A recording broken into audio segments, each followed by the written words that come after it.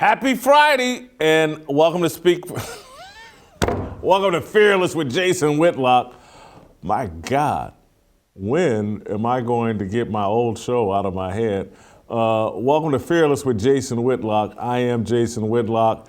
The weekend is here, baby, and I'm excited. I hope you're excited. I hope you're ready for an awesome show. I hope that yesterday you had a chance, or over the weekend, dig into the full 2-hour interview I did with Art Browse.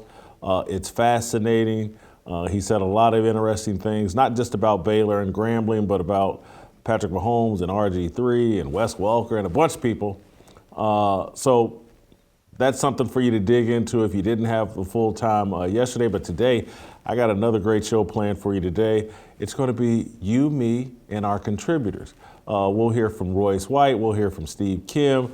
Shemeka is going to join us at the end of the show because she's got a question she wants to ask Uncle Jimmy. And so we're going to try to work that into the show right before the approval rating with Uncle Jimmy. Shemeka has got some question she wants to ask Uncle Jimmy, and so we'll see what that's about. And I've got a great topic for us to start out on. But before I get that, we'll talk some Lakers meltdown and Russell Westbrook with Steve Kim. We'll also talk about, oh my God, I forgot the other topic I was getting to with Steve Kim. It's not on it because we're not talking about NFL and the COVID policies. But Delano has written a column about Ketanji Brown Jackson, the Supreme Court nominee, and basically how Joe Biden has undermined her, and, you know, let's don't focus on Tucker Carlson's comments about the LSAT. But we're going to start by something I just discovered yesterday. One of my Twitter followers sent it to me, and I found it very interesting.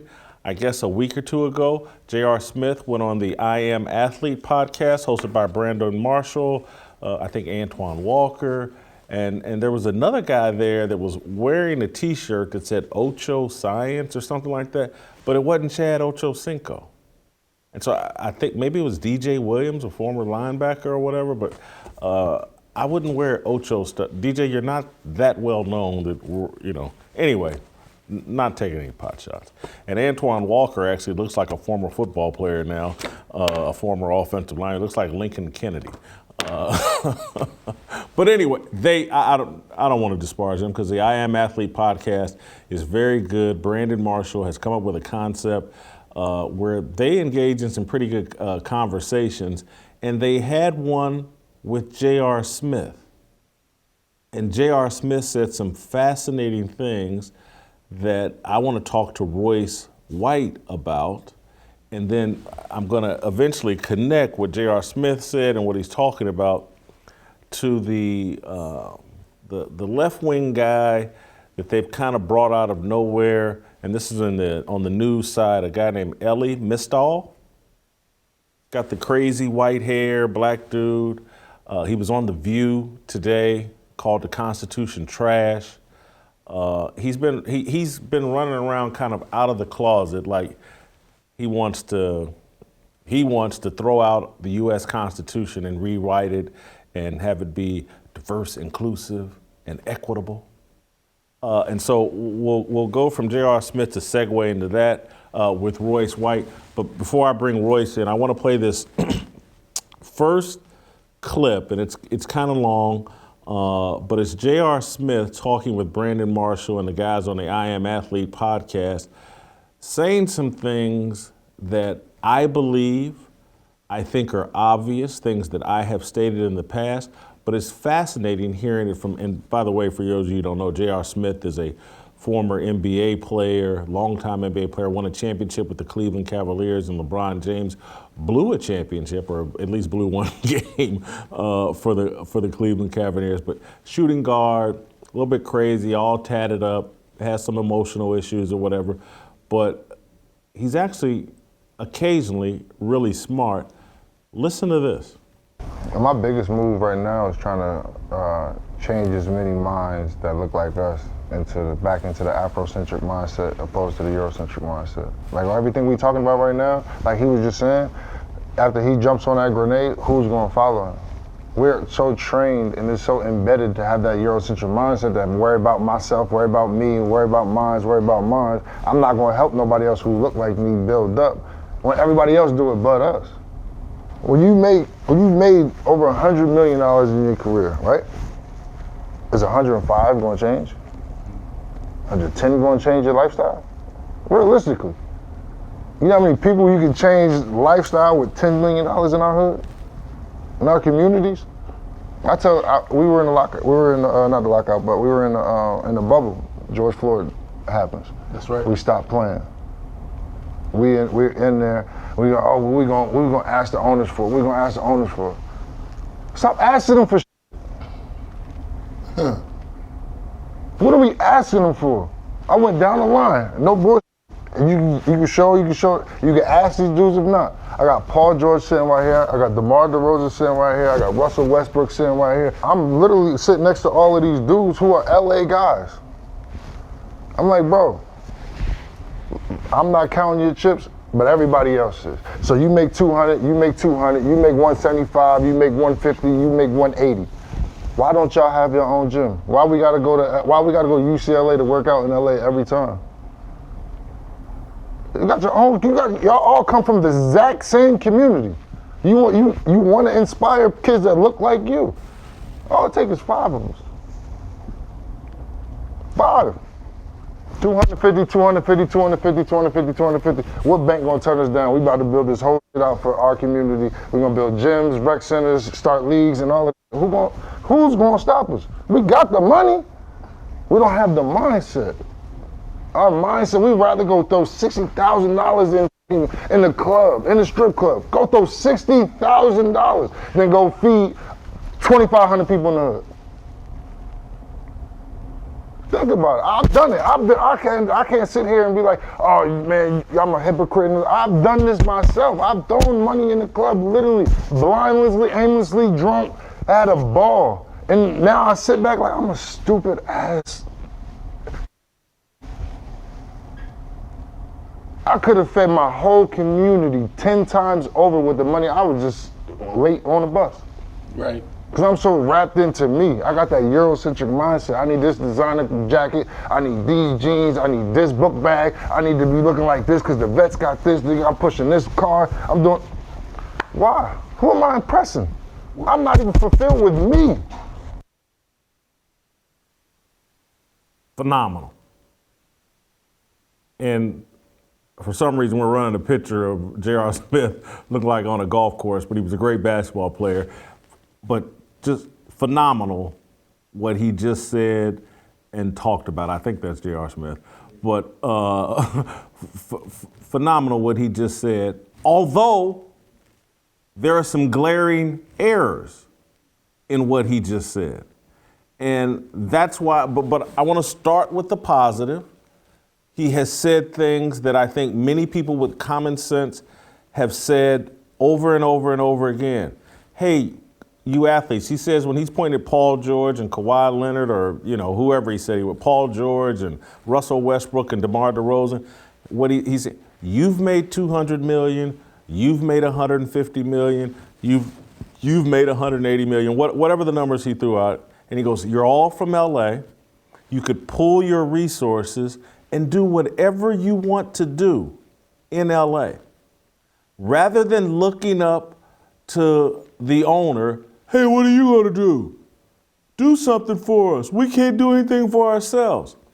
J.R. Smith, in retirement, long after he's blown a bunch of money doing dumb stuff, has figured out no, you're capable of doing things for yourself. Why don't you? And then he said the most honest thing, and then if anybody else says it, oh, they're a sellout, they're an Uncle Tom, they're a white supremacist. But he said, I look like, sound like, and what I was doing made me look like a dumb N-word. That's a real, honest statement, conversation they were having. And that's why hats off to Brandon Marshall and all those guys involved with I Am Athlete and that podcast, they're finally moving the conversation a positive direction. And so my initial thoughts, and again, it's a full hour and 15 minute video or interview, and there's a lot to it. And not all of it is directly on point. But man, I was impressed that they were even having this conversation. So I just want to start with the positive and the affirmation of thanks for having the conversation, JR. Thanks for keeping it real. And I want to bring Royce into it because he moves in those circles, the basketball circles, the athlete circles, where these guys do have and have made all of this money. How many of them do you think have the kind of conversation, and I think many of them do, have the kind of conversations that Brandon Marshall and J.R. Smith was having, and realize everything that J.R. Smith is saying is true, but won't do anything about it? Royce, do you think what J.R. Smith, his mindset and what he's talking about, is that commonplace among athletes, even though they don't express it publicly? I think a lot of athletes have those conversations. I think there's a huge difference between theory and practice.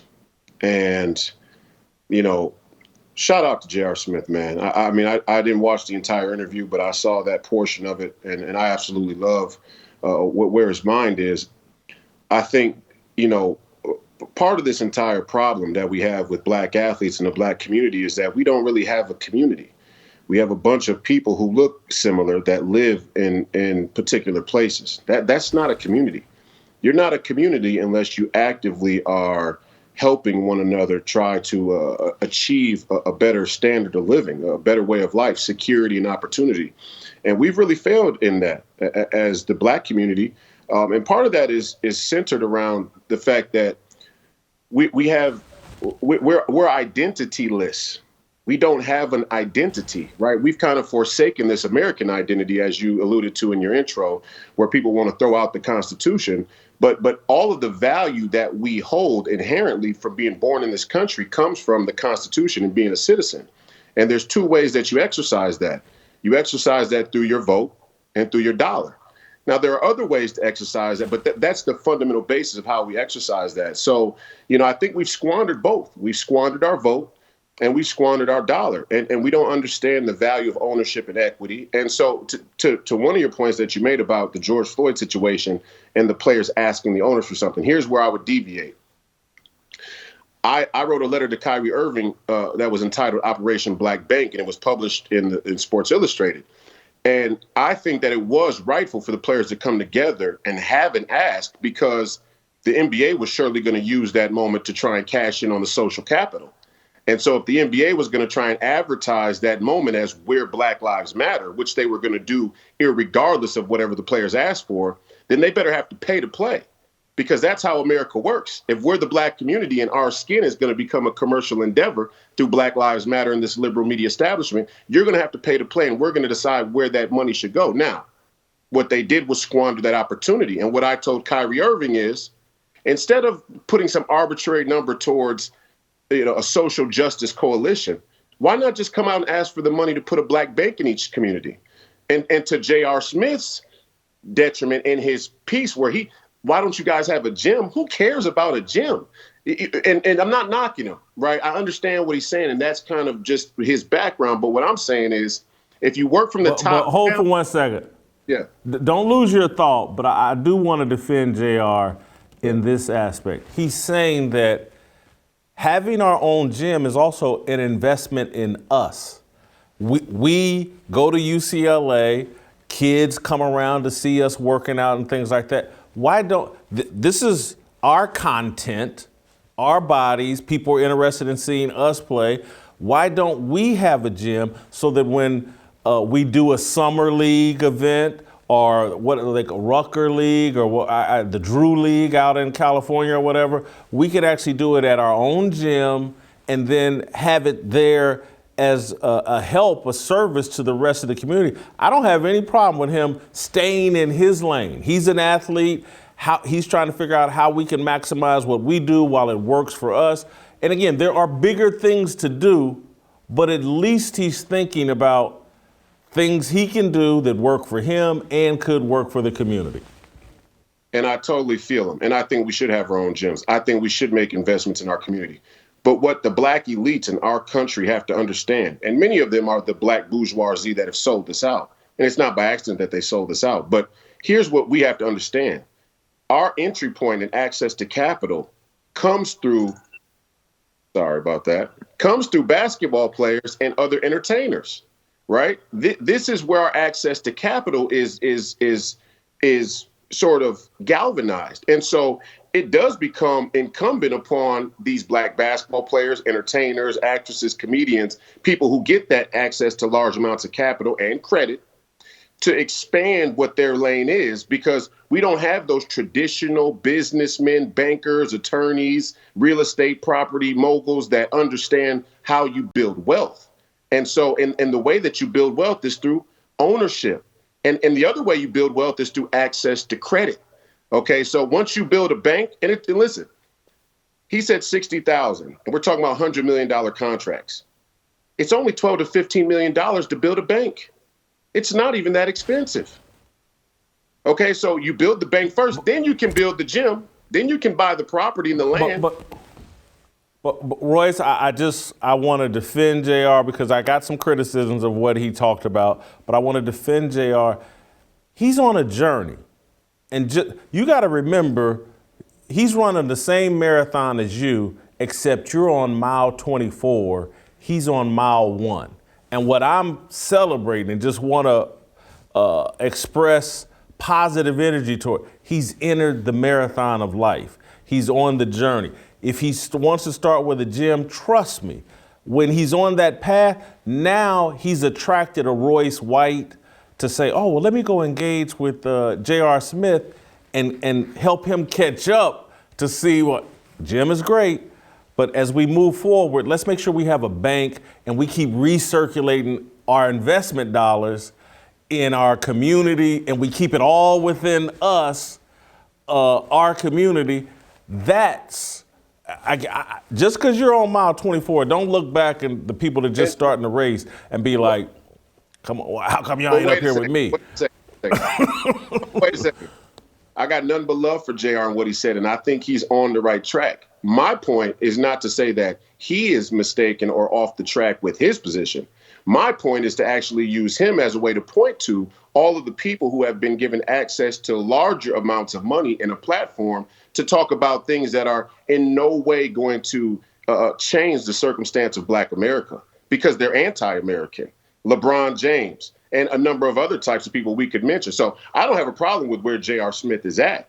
I think that we have to understand that even J.R. Smith's little entry point is breaking through the crack. It's squeezing through the crack of a narrative that's been captured by a liberal establishment who has no interest in what J.R. Smith is talking about. And that's why a message like that would actually squeak through the cracks if a person like you didn't promote it and highlight it. And we have to be mindful of that. And as the Black community, we have to understand we're in a crisis and it's here right now. And we're on the brink of World War III. We don't have 24 more miles to catch up to where the rest of America is. The future of America may actually depend on Black America in many respects, and us coming around to being a real force and demographic in this country. We don't have all the time in the world. Well, Royce, I certainly agree with that. I think that so-called Black America has been critical to the success of this country for the entire time and not just through labor. I think we served as America's moral conscience for a long time and kept our moral compass on the right track. And that's why our moral compass has been perverted. It's been intentional to remove the Black man from any sort of morality, any sort of relationship with Jesus Christ and God. This is all intentional. And JR, and again, I want to play another clip from JR. This is a shorter one. It's about 40, 50 seconds. But he gets at exactly what I'm talking about in terms of our moral compass not being set accurately. And so play the clip. I'm putting people, young brothers who look like me, in a worse situation. Because they looking up to you. They look up to me So when they think, oh, this is cool, this is what they saying he did this and that, he did this, he threw soup on the coach or whatever, they think that is cool. Look at what we glorify. Strip club, getting high, setting people up, killing people. Like, look at what we glorify, and they put millions and millions of dollars into this. Record labels put billions of dollars into this and sell. And we still get raped off of entertainment. I gotta celebrate this dude. I just have to. A light bulb has gone off. He had a great relationship with his dad. He talks about that during this podcast interview. His dad planted some seeds in him. JR went astray, and now these seeds are starting to blossom, and he's coming home, and him and his dad's relationship, not that it was ever terrible, but it's like rock solid because his dad's seeing the growth. But this is, I talk about this constantly. Like, what are we feeding the young people? What example are we setting? And the point you made about, like, the entire purpose of this show and why when I run into someone like you, I'm like, oh my God, I got to celebrate this person. I got to try to do whatever I can to help spread his reach is because I know the essentialness of Black people and our journey here in America in protecting the American journey and being the land of opportunity and freedom.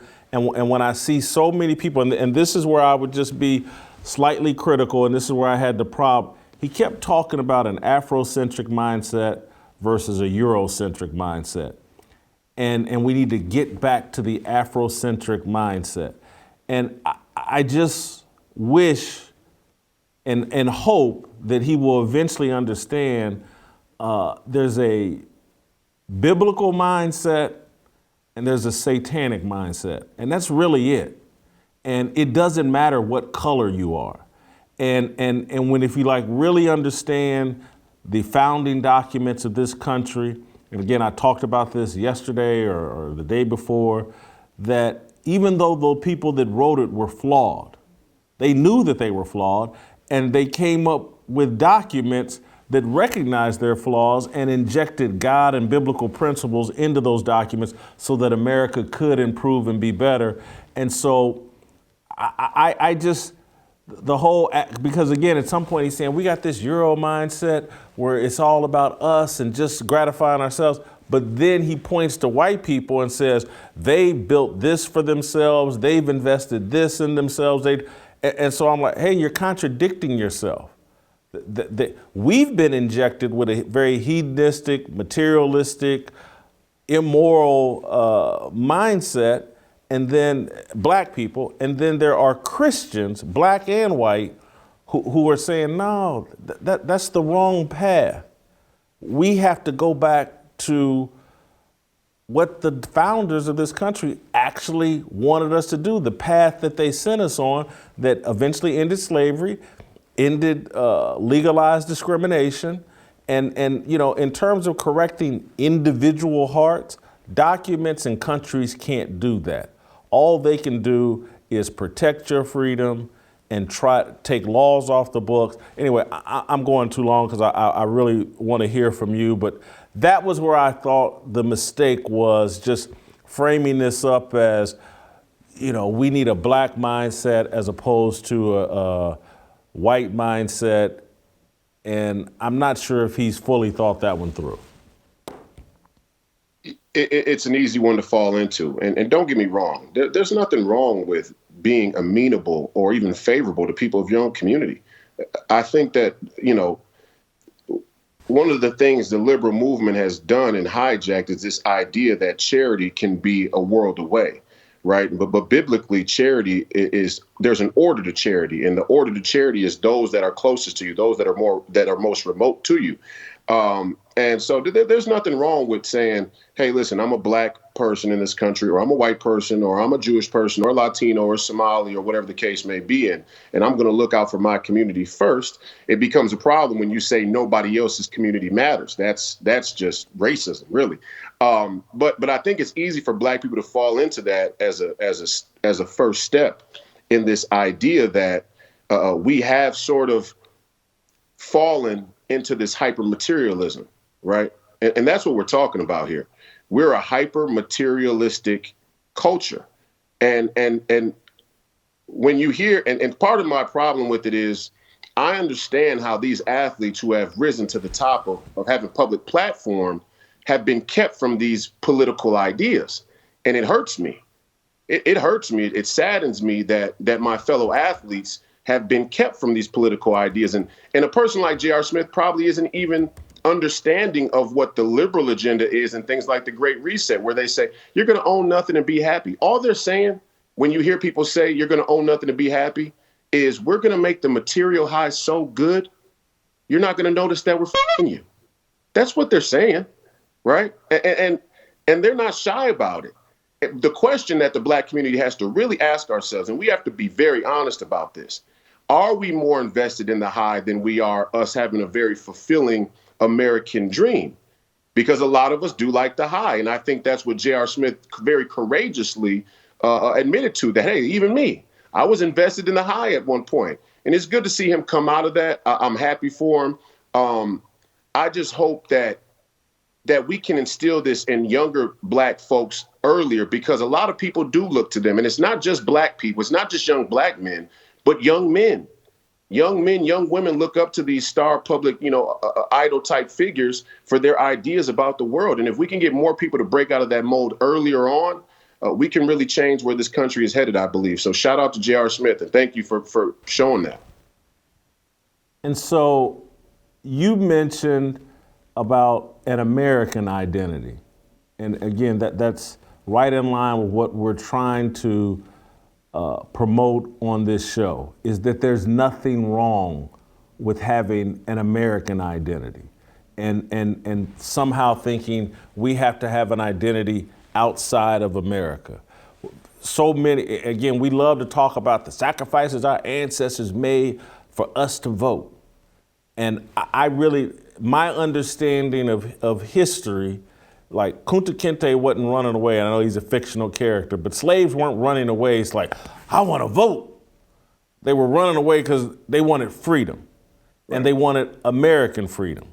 And they wanted to be treated just like everybody else in America. And they wanted to enjoy that freedom. And so we've now like demonized an American identity, and people are constantly talking about rewriting the Constitution. And again, they're usually very subtle about it, but now they're starting to come out of the closet. They're comfortable with it. And this does not serve our best interest as Black people. We had, I don't know if you know the Minister Vadi Bolcom. He been on this show. Guy's brilliant. He lives in Africa, has traveled the entire globe, and he talked about on this show, the standard of living for Black people in America is higher than the standard of living for Black people any place else on the planet. We're more safe, we have more rights, we have more freedom than any place on the globe. What are these people talking about? This system, these documents are working. It's like, do you want to invest in that system? And I'm sorry if we've turned this into a curse word in this society for Black people. Do you want to assimilate into that system? Because if you do, you'll have success. Because trust me, that's what Barack Obama did. And it got him all the way to the presidency. But we've demonized that. I want to show you these clips. I think we got two different ones from this clown that they are promoting all over corporate media, Elie Mystal. He's written some book. Why he now is the go-to and somehow a voice of Black America, I don't get it. But here he is. I think play these clips back to back. I think one is from today on The View, but I think the first one, he was on some cable news network. Play that one first, then play from The View. Are you arguing that the Constitution needs to be scrapped altogether?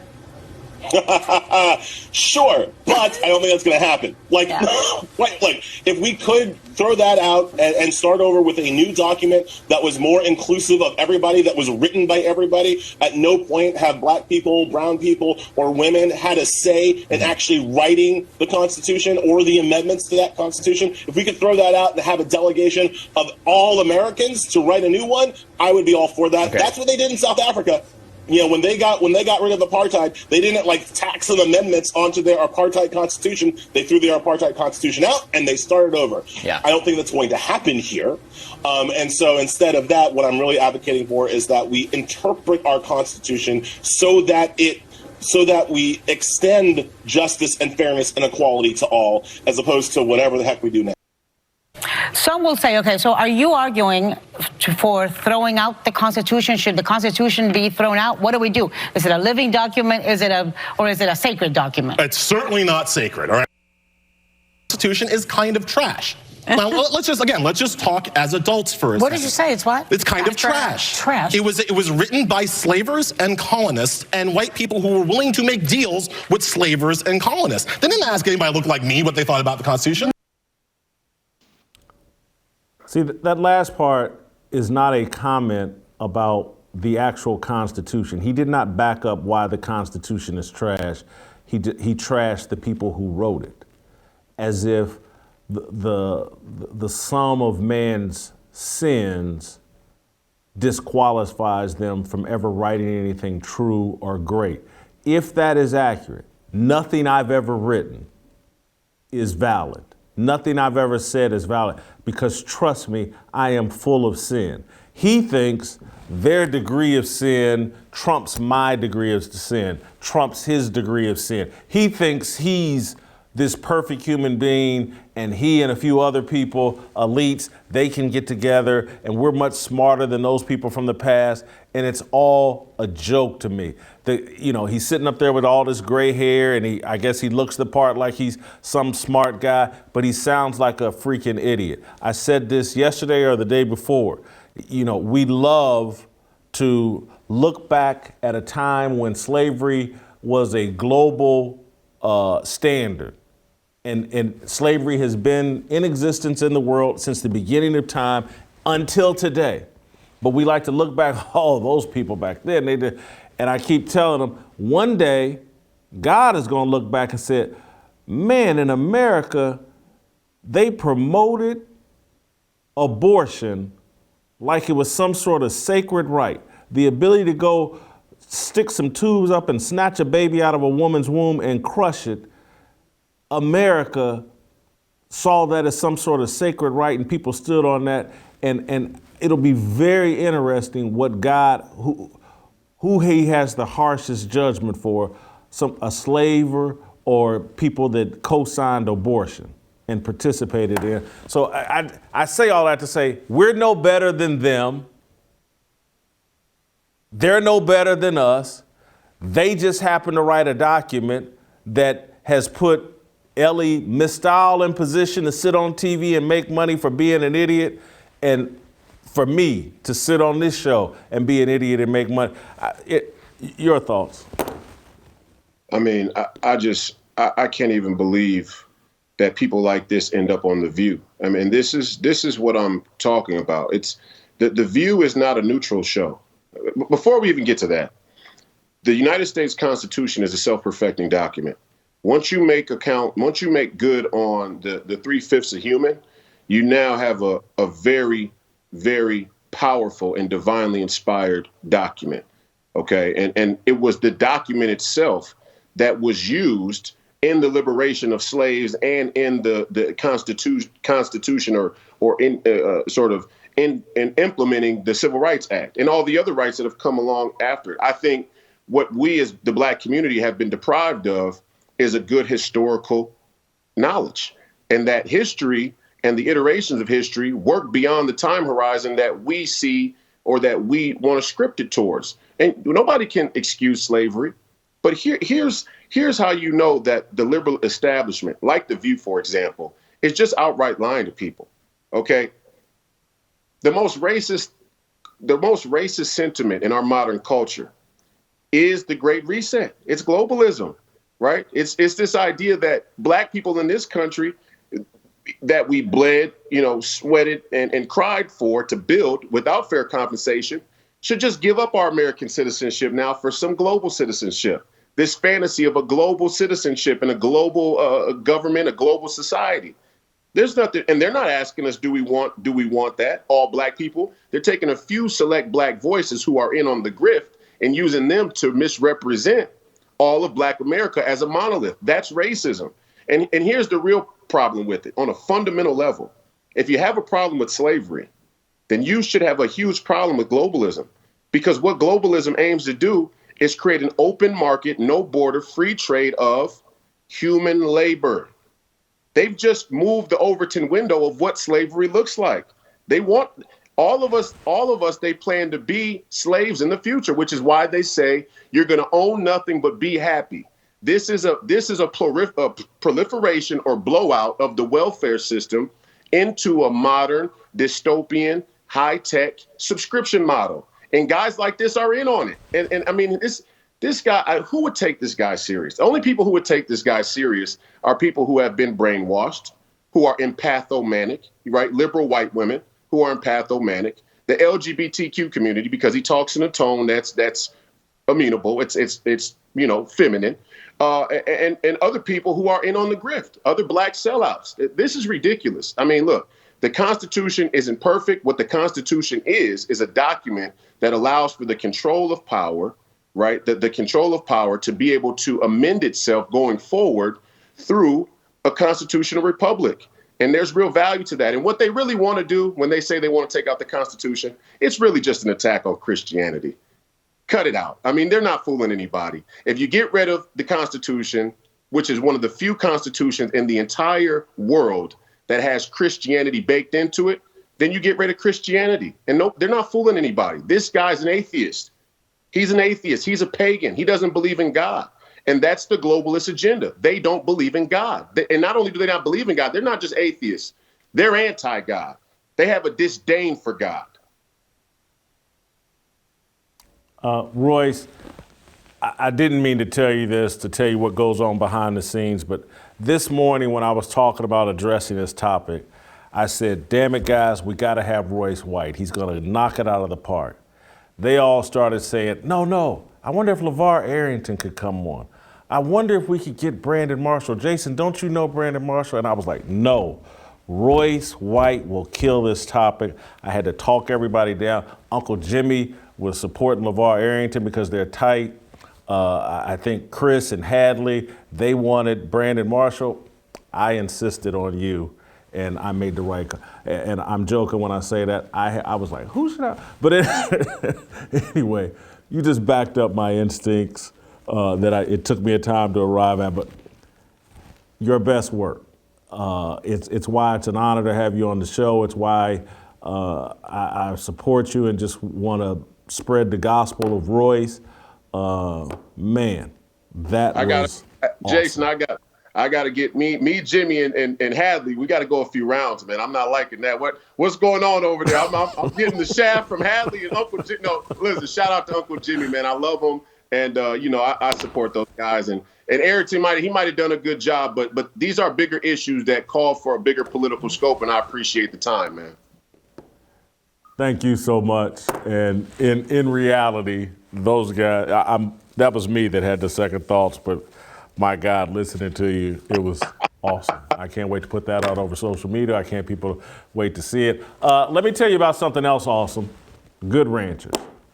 Inflation is out of control, and we see that more than ever in a grocery store. Prices keep hitting new all-time highs for meat and seafood. Cooking and grilling at home used to be the way to save money, but with prices up nearly 20%, even that seems like a thing of the past. If you're looking to save money without sacrificing quality, then you need to check out Good Ranchers. Don't buy imported meat. Good Ranchers delivers delicious 100% American meat to your door. Great source, great price, great quality. Get your $30 discount on prime steaks and better than organic chicken today. Go to goodranchers.com/fearless right now. Use my promo code FEARLESS and enjoy your box of 100% American meat and your $30 savings. Order now and combat inflation with good ranchers, American meat delivered. Not just that, you're combating globalism and everything we're just talking about. And this is why I keep telling you guys, everybody said, what can I do? How can I help? We got to push back. Let me come up with a hashtag. How about you just go to goodranchers.com/fearless, punch in the promo code fearless, and support an American company that helps American farmers and ranchers, believes in what you believe in. If you want to be a good, fearless soldier, you need to be feeding your personal army Good Ranchers meat. All right, when we come back, I'm going to segue into Delano, the smartest man on the show, although Royce just gave him a run for his money. But I want to talk a little bit about what we just talked about with Delano, and then I want to talk about his column about Ketanji Brown Jackson. Next.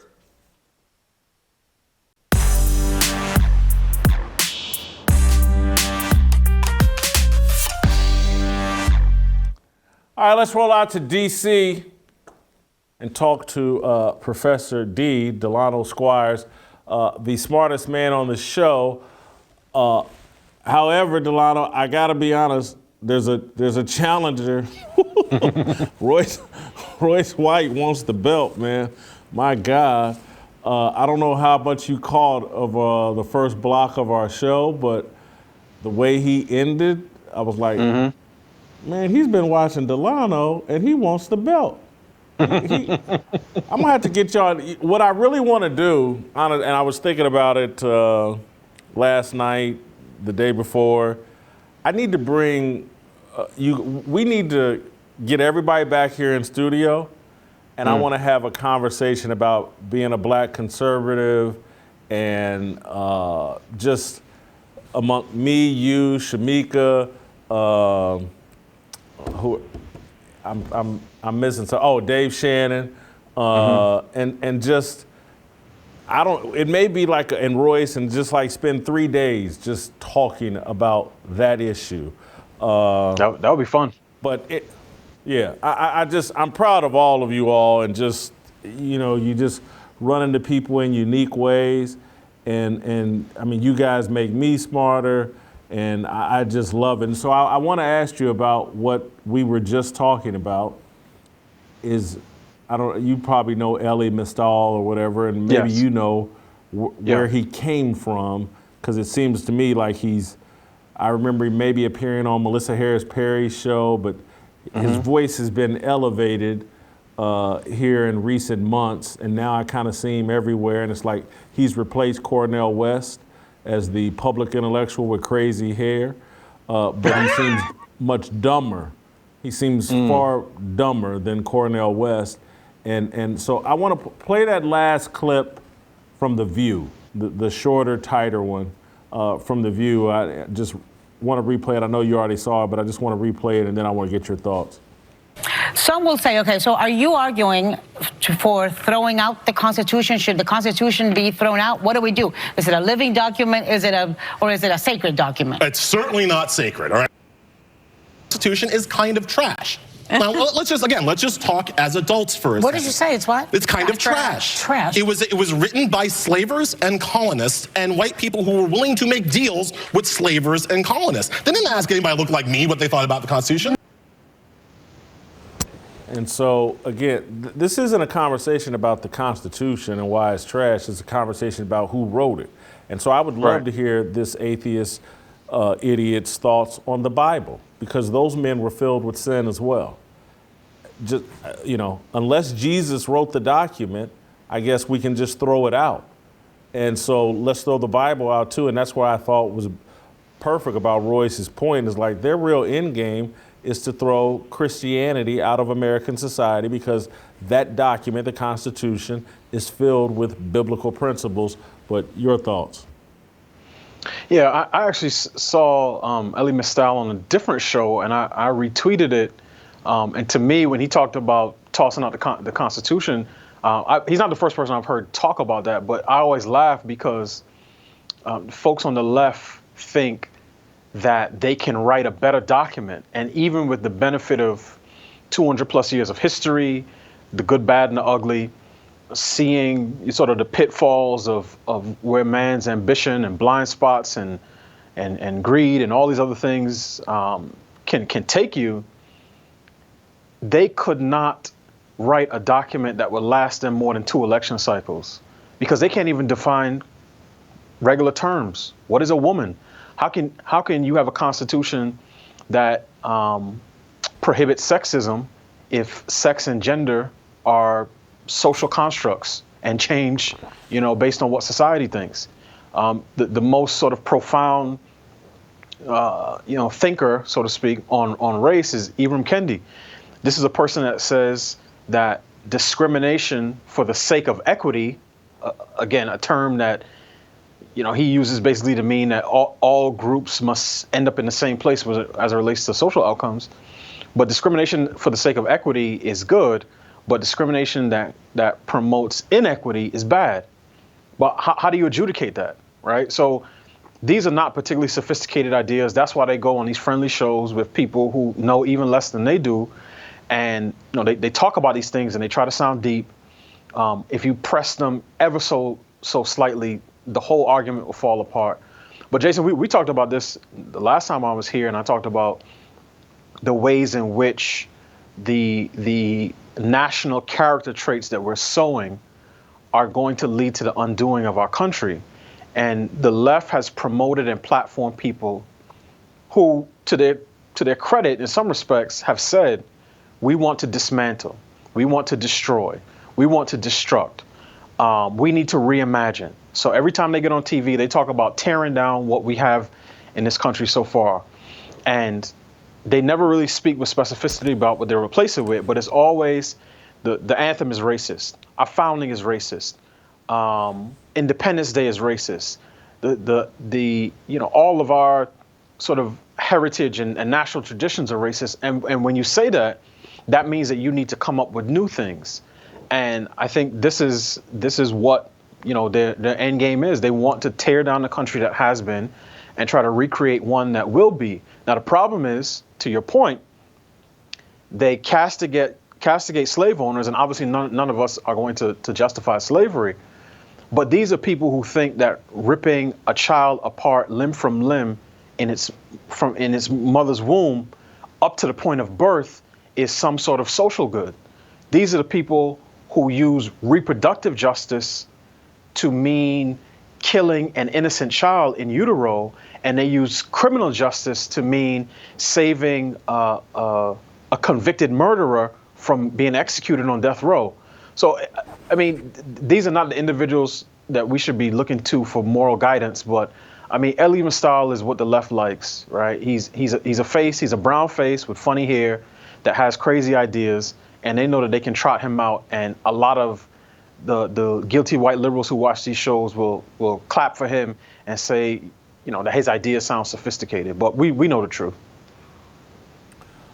The problem for me, and it's because I'm 15 years older than you, 16 years older than you, whatever it is. For me, it's like I lived at a time where somebody like that would have come on TV, the Phil Donahue show. Phil Donahue, I'm pretty sure, was a liberal. And the audience and Phil Donahue would have treated statements like that like, this person's crazy, he's got crazy thoughts, he represents a little fringe element, blah, blah, blah. But you throw him on The View with a bunch of white women and Whoopi, who changed her name to Goldberg to, Right. So you throw him on that show and everybody just acts like maybe they're a little surprised, but this is like a mainstream idea that the Constitution, because of who wrote it, is trash and worthy of being completely written by people like Elie Mystal. I'm actually glad that they're being transparent and honest, and we can quit tiptoeing around what the real agenda is. I want to apologize to conservatives for my thoughts 10, 15 years ago when conservatives say, man, they want to take our guns away, they want to destroy the Second Amendment. I used to oh man, they ain't that crazy, or they're not like that. You're a conspiracy theorist, you're a nut job. It ain't just the Second Amendment. They want to throw the whole thing out and let Elie Mystal and some elites and some transgenders rewrite the Constitution that created all this freedom that we're all enjoying. I'm glad they're out of the closet with it. I don't, Elie Mystal, and the only thing that really infuriates me is that they have this assault on the Constitution appearing to be black-led. Right. And it's not. It's the globalists, it's the super elite. Elie Mystal, he just got 2 or 3 pieces of silver for doing that. The people that gave him the 2 or 3 pieces of silver, like Jeff Bezos, they have billions of pieces of silver. And they're the ones putting these black faces, clowns out there to be the leaders of this revolution. And America must be redone to make things right with black people, or it's an evil country. That's the fact that we're being put out there like it's our idea and it's our goal and it's our agenda. That's what infuriates me. I mean, I think one of the things that we see sort of across the country and in different areas of culture and politics is that black folk are oftentimes used as a political football. And different groups, both on the left and the right, like to wrap their ideas in brown skin and then try to beat the other side with it and say, oh, if you don't support this or if you don't believe this, then you must be a racist. And the left does that, I mean, on a daily basis. A number of people have started to sort of get hip to the phenomenon of seeing every new movement have to have a black face on it. So in the middle of the pandemic, when these magazines start to put, you know, larger women on the cover and say, this is what a healthy body looks like, the one that they typically would lead with was the cover with the black woman on it. As they've tried to normalize, you know, various aspects of, you know, LGBT culture and lifestyle, and particularly the transgender stuff, they want to wrap it in sort of in black skin, so to speak. The other day I shared a picture of an actor named Lakeith Stanfield, who has played in a number of, he was in Get Out, he's a recurring character on Atlanta. And he's sitting there, he's doing a photo shoot, he's sitting with his legs crossed and, you know, in some knee-high fishnet stockings or something to that effect. And the woman who I quote tweeted said something to the effect of, it's so important that, you know, black men embrace their femininity and some other nonsense.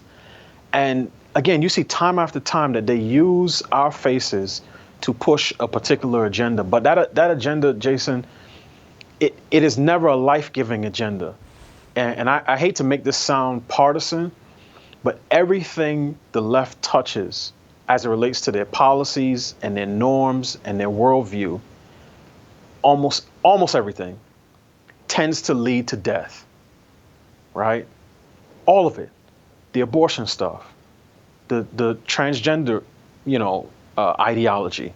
When the good guys are the ones saying that 15-year-old girls should mutilate healthy breast tissue, and then they say that the people on the other side who don't think that's a good idea, or you're just obsessed with teenagers' bodies. It's like, no, I don't want people to harm themselves. Like I care about people, right? I love people enough to want them to accept their bodies in the way that God created them. But every time you turn around, they want to defund the police. You know, they have different ideas around criminal justice that lead to chaos and disorder. It really is a death agenda. And it's hard to get around that. And so then when it gets to masculinity, it's, yes, let's show as many images of black men dressed as women and tell them that embracing femininity is really what black folk need, right? Let's tell them that the black community doesn't need nuclear families to thrive, right? Black women can raise their children all by themselves. They don't really need black men. And you see this time and time again. And the biggest problem with it is that it tends to come from the intellectual class. So you have the worst ideas coming from the people that supposedly have the most education, and then they push those ideas down on the rest of the culture. And this is why, you know, sometimes I'll shake my head when people think that, you know, intellectuals, academics, folks in the media what they do doesn't really matter. Oh, it's just words, they're just talking, it doesn't really matter. But it does matter, because bad ideas, when they find fertile soil, tend to grow, and they grow into weeds that choke out, life-giving plants, so to speak. And we're all having to deal with that right now. So I think it's a perfect segue into the column you wrote today about Ketanji Brown Jackson. And, there's been a little bit of controversy about Tucker Carlson and the LSAT. And you wrote a powerful column that had this paragraph or sentence that I wish I had written myself, but I didn't. I'm not smart enough. The people and institutions who practice racial preferences under the cloak of affirmative action reap the benefits of being inoculated from charges of racism and sexism, but the people they claim to help often pay the cost. I thought that was powerful. I thought the following sentence after that was powerful. Explain your column and the justification for this sentence that I find brilliant. Sure. So I actually drafted this column before Ketanji Brown Jackson was named as the nominee. I drafted it when the president reiterated that he was going to pick a black woman for the court and only consider a black woman for the Supreme Court vacancy. And the premise of it is fairly simple, that individuals and institutions that practice this type of explicit racial preference, right, whether it's colleges, law schools, or the president, do so because of their own self-interest. And that self-interest could be political, it could be their, academic institutions' reputation, it could be economic, but they sell it as something they're doing to be benevolent or altruistic, but it's really, when Joe Biden made this decision and he telegraphed it on the campaign trail in 2020 and said, I commit to picking a black woman for Supreme Court, he was doing that to further his political ambition. And he was using black people, and particularly black women, in a way that, he hoped would get out the vote, get them to support him. And obviously he's going to have to hold to that because he was on record of saying it. But my problem is, when you do that, when you make a person's race and gender the most important qualifications for a particular position, then you invite the people who will criticize that person and say, well, they're not actually qualified. And in my piece, I made the point that just because you sort of focus in on particular categories that you're looking for doesn't necessarily mean you'll get an unqualified person. So I use the example, the analogy, if I was writing doing a documentary on basketball and I want to pick the right person to focus on, and I said they have to have gone to North Carolina University, they have to have played for the Chicago Bulls, and they have to have worn the number 23. Now somebody would say, well, that's unnecessarily specific. And that would be true. But if I end up with Michael Jordan, most people would say, well, I think ultimately you made the right choice, right? But that aside, what Joe Biden did is invite criticism of Ketanji Brown Jackson that is not of her doing. Now, if people wanted to criticize her judicial record, the number of years of experience, or her judicial philosophy, that's fair game. And that's a standard that everyone has to abide by.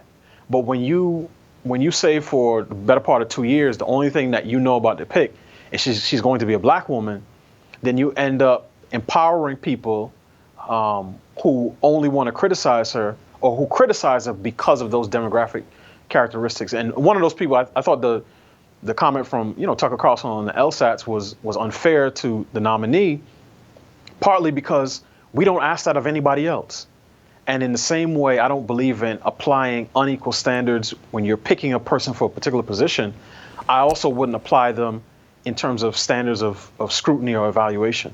Nobody else's LSATs do we ask for. We don't ask for SATs or GREs or GMAT scores when a person has a large body of work and experience that could be judged, on its own merit. But I put the blame for that, for all of this criticism, squarely on the shoulders of President Biden.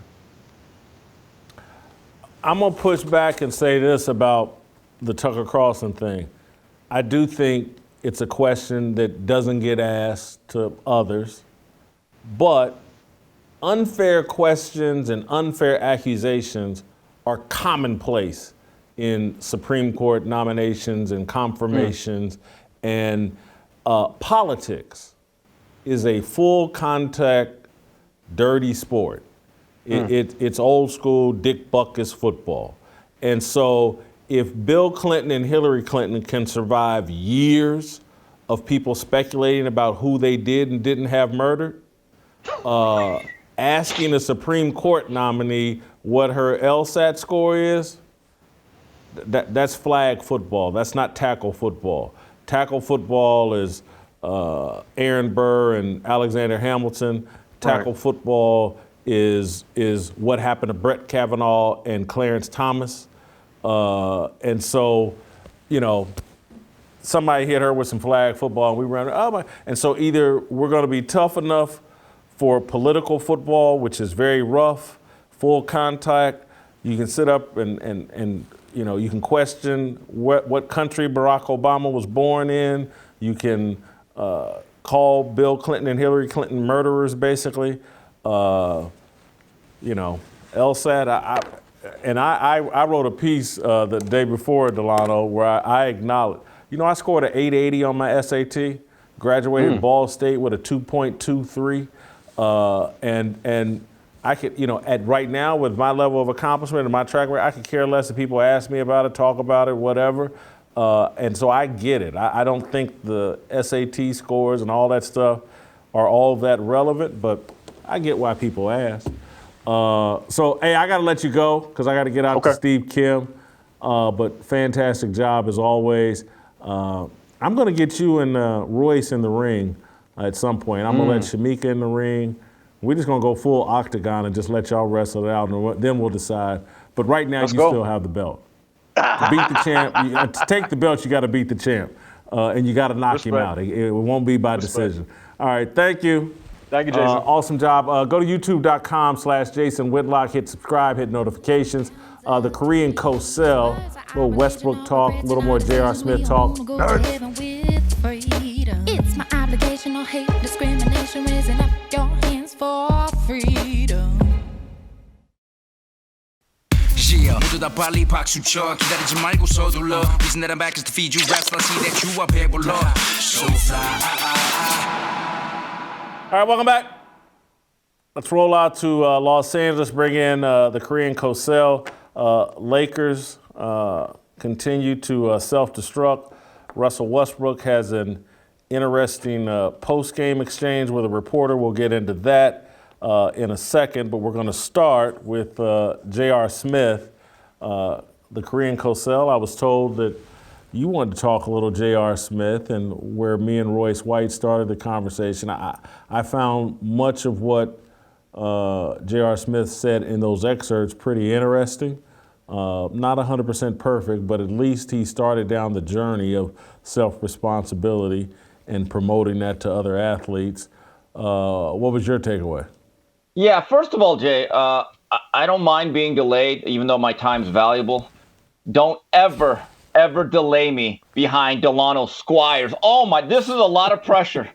I mean, you want to talk about big shoes. This is like the converse of like Bob Lanier I got to fill. Okay, with that said, the J.R. Smith thing. I just thought of terrible jokes and analogies. Yeah, I know. Let's just leave it at that. I got the discipline now. to That's the sign of growth. Now, go ahead.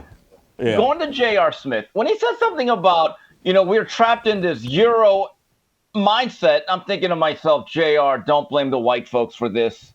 Blame it on the Henny. Don't blame it on them. It's okay. But with that said, I thought the meat of what he said was spot on. And it's something that I've been saying for a while.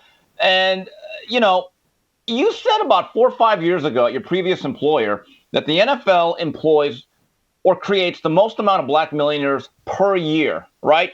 So the average lifespan of a career is 3 years, maybe 3.5. But those who make it to the second contract have the ability to create some sort of generational wealth. So if you take a look at that league, and I've said this about a decade ago, and it harkens back to my conversation with Jim Brown, who did not believe in full assimilation but self-sufficiency. If you take a look at every NFL player, black, white, Hispanic, one Asian, if they all decided that if I have the means to buy a small business, whether it's a Starbucks, a gym, or get a consortium of investors to buy land and property, and let's just say you buy a Starbucks franchise or any type of fast food franchise and some other type of small industries, and you employ 5 to 10 people. And if, let's say, 400 to 500 players did that on a yearly basis, look what kind of seeds can be planted over a decade. The progress, I think, in the beginning would be small, but how do you build a great big wall? You lay the first brick.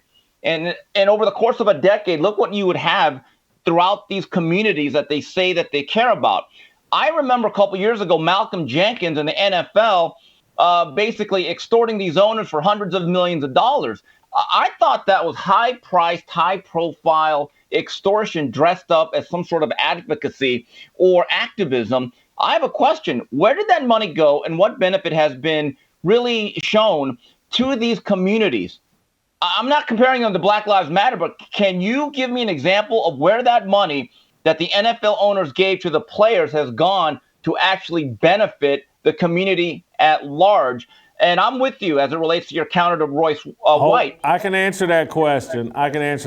Because that's a Troy Vincent initiative, basically the number 2 man after Roger Goodell. And he tweets out the little political gains, the little criminal justice reform initiatives that they fought for or whatever. But in terms of on the ground, real effective change in the communities, no. They've had they've influenced, allegedly, a handful of laws or whatever that, again, NFL players involving themselves in manipulating the criminal justice system is stupid.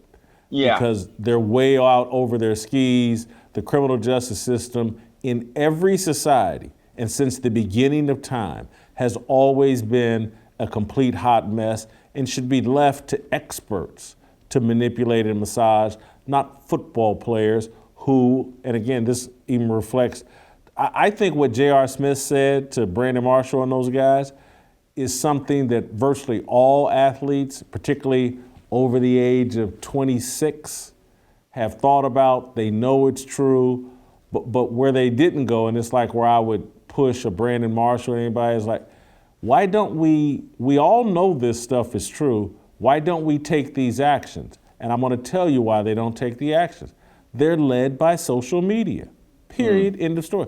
Social media trumps what they know. And this is where I didn't get a chance to go with Royce because he said so many other brilliant things. They're led by social media and their agents. And their agents are predominantly white guys or black guys fronting white, agencies and again, because I don't think black-white is even really the issue.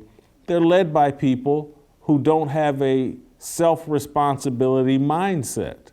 And so they always point them to ownership and looking for some white savior here on rather than looking to themselves and looking to Jesus. They're looking for some white savior right here on earth to save them. And social media tells them that it's the responsibility of the white man to fix your problems. And so that's why they're constantly doing that. And that's why J.R. Smith is in there saying, why are we going to beg the white man?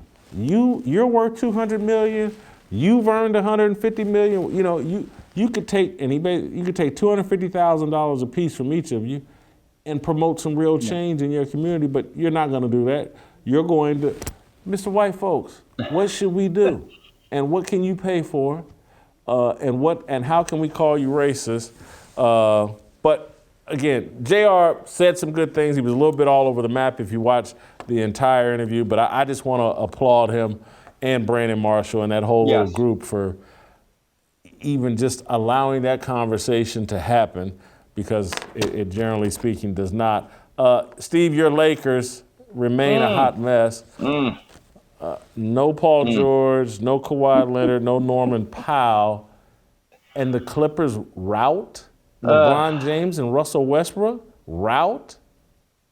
Carmelo Anthony was out there, Dwight Howard was out there.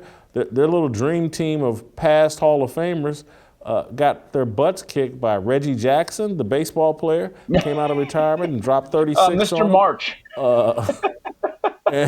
And one of the Morris twins, I don't know which Morris twin that was. I don't know if it was Markeith or Marcus, but and then Russell Westbrook. Let's play the clip of Russell Westbrook's exchange with a reporter after the game.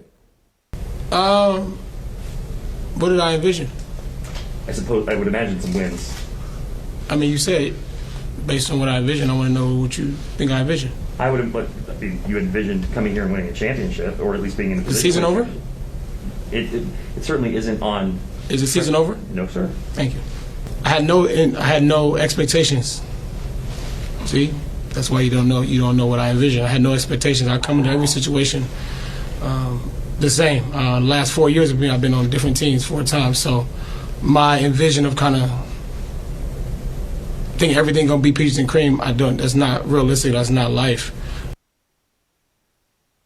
So Russell Westbrook came home to his hometown Los Angeles Lakers to play with LeBron James, one of the 10 greatest basketball players of all time, Anthony Davis, one of the 10 most talented players in the league right now, and he had no expectations. He whether they were 6 games below 500 at this point or 16 games above 500, he didn't know. He had no expectations. You buy that? All right. First of all, in the immortal words of the old basketball philosopher Michael Ray Richardson, who said in his own inimitable, unique way, "This ship be sinking." Jason, the SS Lakers are sunk. Oh, my. All right. I want to go a couple directions here. First of all, Russell, at this point, it is you. The common denominator of all these dysfunctional situations is you, nobody else. And for him to say there were no expectations, if you look at the Las Vegas odds makers, and those are the real experts, weren't they among the top 3 or 4 teams in terms of the odds to be a favorite to at least win the Western Conference, if not go to the NBA Finals and win it? To say that there were no expectations is completely disingenuous. The other thing, and I don't think we played this clip, Russell Westbrook said, "Yeah, we're having a little problem finding my role." You know, to go back to the ship analogy, you know, the Titanic ran to a little small block of ice. Yeah, I mean, give me a break. And here's the thing that gets me, though, Jason. I'm more upset at the reporter. And I'll tell you why, as someone that I know was very combative, just like I was at times. When that reporter was asked by Russell, who was trying to be all snippy and tough guy, "Is the season over?" I would have said, "Yeah, it's over. It's done." And then when Russell says, well, I had no expectations, and I would have said, "Excuse me, no expectations or low expectations?" Because I'm just telling you, there comes a point in time, and I get it. It's easy for us to say we're not the beat guys. We don't have to be there every day. A lot of these NBA athletes, like Westbrook, are very lucky that we don't have old school reporters on the beat like Peter Vesey, your guy Mike Royko as a columnist, people like Red Smith, TJ Simers would eat Russell Westbrook alive. Right. And my view is there comes a point as a journalist, as a writer, you have to represent the feelings of the public. And if he would have asked me, "Is the season done yet?" And I would have said, "Yeah, Chick Hearn just put it in the refrigerator. Lights are out, Jello's jiggling, eggs are cooling, butter's getting hard. It's over. It's over." I'm sorry. I know Russell Westbrook may have not given you that 45-minute sit-down exclusive afterwards. Hey, buddy, he wasn't giving it to you anyway. There comes a point, and I've said this before, if you are not angering those you cover or irritating them, Jason, all you're doing at that point is public relations. Agree or disagree? I like your point. I don't think this reporter is the great jumping off point because based on today's standard, that reporter stood in there strong and didn't back down. If that had been one of these ESPN reporters, if that had been Malika Andrews, she would have apologized for even asking the question and said, "Sorry, Russ," it would have been an apology. That guy stood in there and continued to ask the questions. Did he ask them the way that I would have or you would have? Maybe not, but most everybody else would have folded and apologized and said, Russ, you're right. This team has actually exceeded expectations, and you've been awesome. Jason, here's the point I want to make about the Lakers Dream Teams. The Lakers Dream Teams have an interesting history. In 2004, when we got the glove and the mailman, they at least made it to the NBA Finals. Yeah. Didn't win it all. It was disappointing. The Steve Nash, Dwight Howard, Kobe thing was kind of a disaster. This here is absolute Chernobyl, and I've never seen so much hatred towards the Laker team in all my years in this city. I still remember post-Magic Johnson, how much the Lakers, when they rebuilt with the Lake Show under Del Harris, with the young Nick Van Exel, personal favorite of mine, Eddie Jones, Eldon Campbell, Vlade, they weren't a great team, but you know what? There was unity. They played hard, they were fun, and they gave an honest effort. And what I wrap this around LeBron is, and you said this to me a couple days ago, when LeBron first came to the Lakers, we actually had a nice young nucleus of young, fresh talent. I was kind of looking forward to seeing them grow together and see where this can go, but the GM had to break it up, and this is where we are. I'm going to offer a slight defense of LeBron and his whole group and why, that Lakers, Nick Van Exel and those guys. I do think social media has such an impact on these guys' attitudes and magnifies things. They feel like they're living in the Truman Show and in a bubble, and there seems to be more intensity and more heat, and so players melt faster. And we're watching Russell Westbrook just completely disintegrate. The pressure bust pipes, all of his pipes have busted. I do want to make this final comment about the Hollywood James era for LeBron James. Year one, Lakers don't make the playoffs. Year two, they win the asterisk bubble title. Year three, qualify for the first round, bounced after playing in the play-in game. This year, I don't see him making the playoffs. And if they do make the playoffs, they'll get eliminated quickly. The Hollywood James era has been a failure. And yes. I was one of the people predicting that at the outset, that he was out there for the wrong reasons. It wasn't about basketball. It was about being a Hollywood movie mogul and empowering Rich Paul and his agency. And it just wasn't a basketball thing. He was buying into all the left-wing stuff. It's put a little ding on the end of his career and his legacy. Russell Westbrook, I think deservedly so, has had his entire basketball legacy undermined. All the triple doubles and all that stuff just don't have the same shine. Russell Westbrook was a gimmick that found a little niche little thing he could do, the triple double, that made him famous and made him super rich and respected. He's not that guy. Bad attitude, not about winning, has never adjusted his style to become a winner. Steve, I gotta let you go because Shemeka's got a question she wants to ask Uncle Jimmy, and I'm gonna let her do it.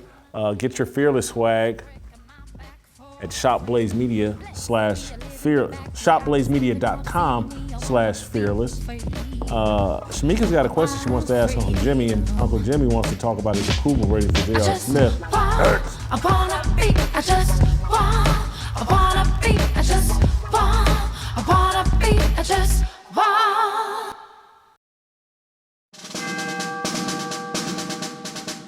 We must exist in a state of man glorious, as we are protected by the red, the white, and the blue. But remember, the mind is the key.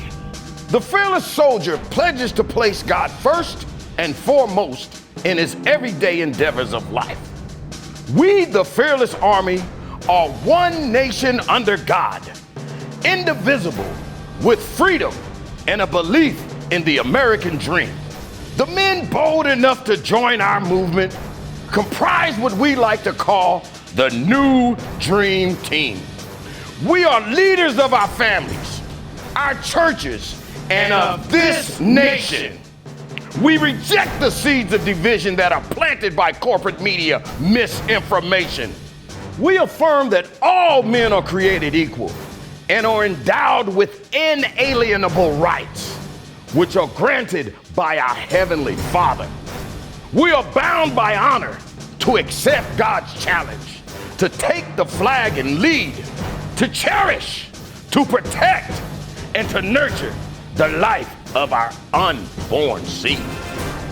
I am a fearless soldier, so shed no tears for me. I am not a victim. I am the man that God made me to be. Amen.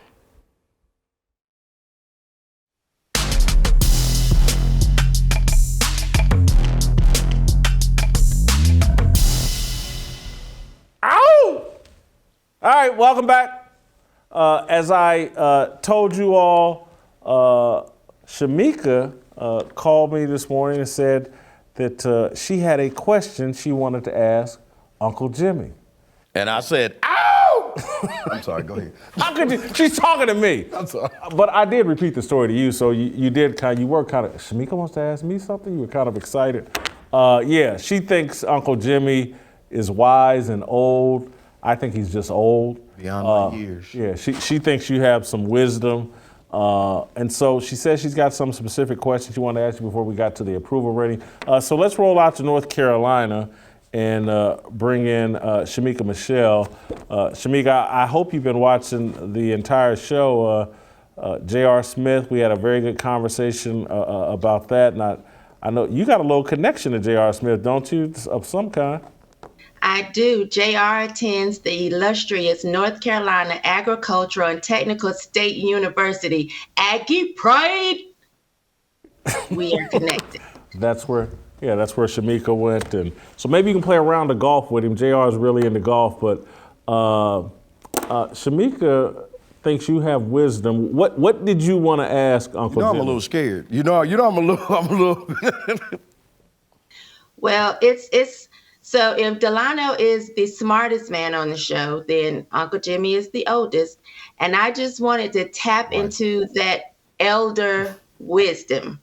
I came across a video on social media, and I just want to get Uncle Jimmy's take on it, first and foremost. I want him to tell me what he thinks. And so what are we looking at? Is that a little boy or a little girl? That is a little boy swinging around what appears to be a stripper pole. And who put this video out? I don't know who put it out. Someone sent it to my inbox a few days ago, and then I noticed this young lady tweeted it yesterday, and I quote tweeted it, "Men, get your kids." But I'm having some people justify it and say, oh, it's just exercise. You know, it would be like him swinging around on a merry-go-round. And if I want to know what Uncle Jimmy thinks about it, because sometimes, you know, I can be a little tough. I can be a little hard. So let the elder in the room say what he feels. You got two young boys, not that young, but Jim, what do you think? Look, man, I don't like it. Shemeka, you could have asked me a joking question. You didn't have to go there. What you want me to say about that, man? There's nothing funny about that. First of all, what parent would do that? You want your child to go viral for swinging around on a pole? What happened? You took the kid to take your kid to work day? The kid went to work and saw his mama swinging around on a pole? What is that, man? What's happening? What music was playing in the ground? If you want it, then you should have put a ring on it. If you want it, then you should have put a ring on it. WAP, maybe?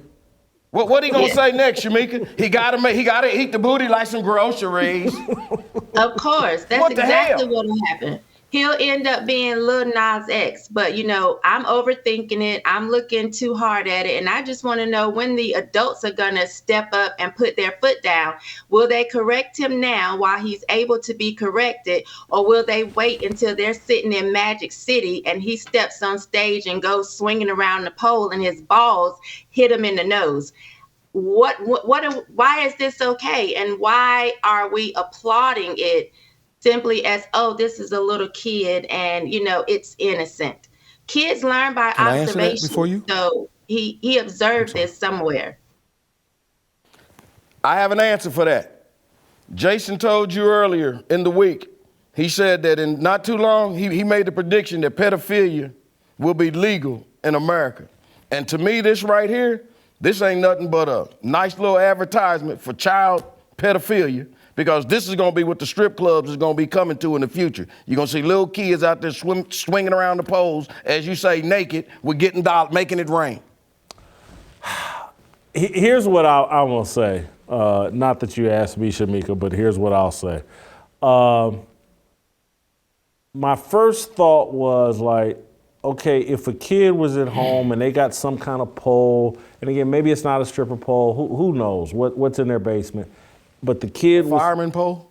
Maybe it is, I don't know. And so maybe he is swinging around as some exercise, but where it crosses the line with me is, as an adult, you take that content and put it out over social media to attract people to look at your child in that way. If he were just at home getting some exercise and doing that, or just playing around with his brother or sister or whatever, I don't think it would set off alarm bells. But then when an adult takes that and puts their kid out there in that way, that's what's troubling and alarming to me. And it's just, I wish, and again, y'all would know better than I would.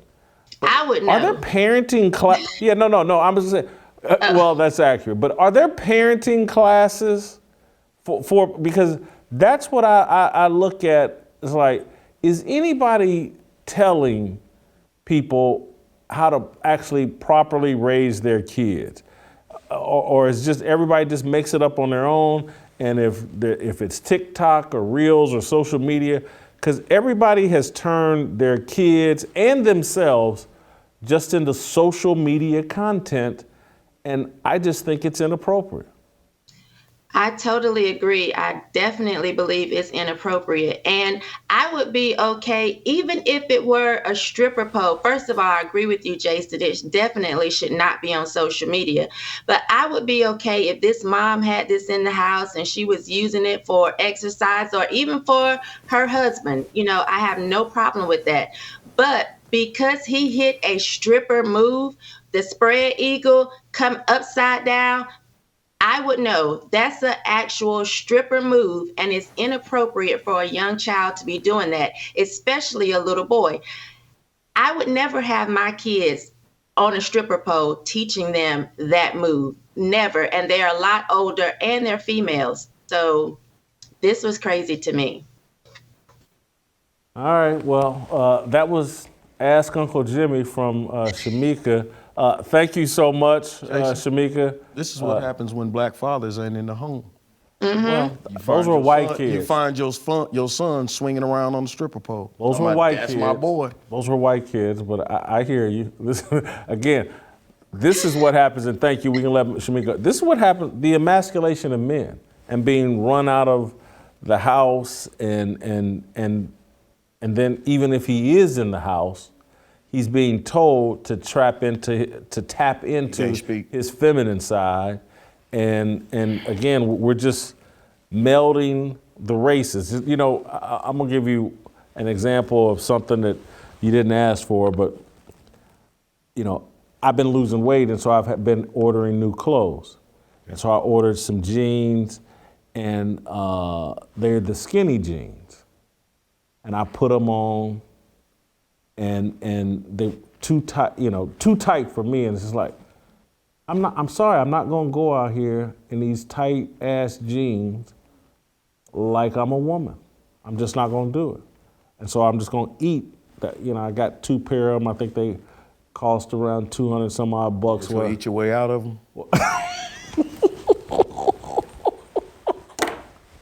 I'm gonna eat.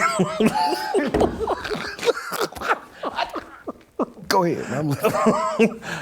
That is an option. Just to eat my way back up to a size 50 jean instead of 42s, that is an option. But no, I'm just going to have to eat that money I blew on them. Can I say something to you about the skinny jeans? Because I saw what you was doing. I saw the little angle you was going. And the reason I knew you must have got them skinny jeans was because you took a shot at Antoine Walker. At the beginning of the show. Oh, Antoine looked like a former NFL player. Wait a minute. Were you a former player, bro? Not NFL, but no. Wait a minute. Here's the thing, though. Yeah. This brother get one pair of skinny jeans, and he come out here dressed like he a member of Boys to Men. Old Town Philly going on. Come on, man. All right, we got to get to our approval Let's rating. do it, buddy. Did anything happen on the show today that you found? Hey, man, I told you Royce is about that life, man. Royce is about that life, man.